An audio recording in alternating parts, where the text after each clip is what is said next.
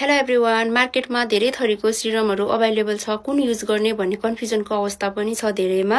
यो भिडियो मार्फत म तपाईहरुलाई बेस्ट 4वटा सिरमको बारेमा जानकारी दिँदैछु। पहिलो नम्बरमा आउँछ ह्यालुरोनिक सिरम। यो ह्यालुरोनिक सिरमले चाहिँ तपाईहरुको स्किन डल छ, ड्यामेज छ भने चाहिँ तपाईहरुको त्यसलाई रिपेयर गरेर ग्लोइङ स्किन बनाउँछ।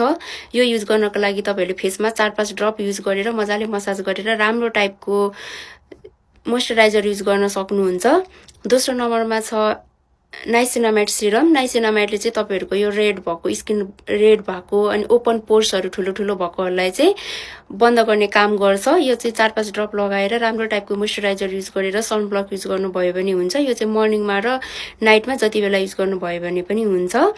तेस्रो नम्बरमा आउँछ vitamin C serum. Vitamin C serum चाहिँ तपाईहरुको स्किन सेन्सिटिभ छ, पिम्पल्स छ र ओइली स्किन छ भने चाहिँ युज नगर्नु होला। अरु चाहिँ जुनसुकै स्किनले चाहिँ युज गर्नको लागि सक्नुहुन्छ। भिटामिन सी सेरमको चाहिँ जति व्याख्या गरेर पनि साध्य नै छैन। मर्निङ टाइममा लगाउनु भयो भने चाहिँ एकदमै उपयोगी हुन्छ भिटामिन सी सेरम।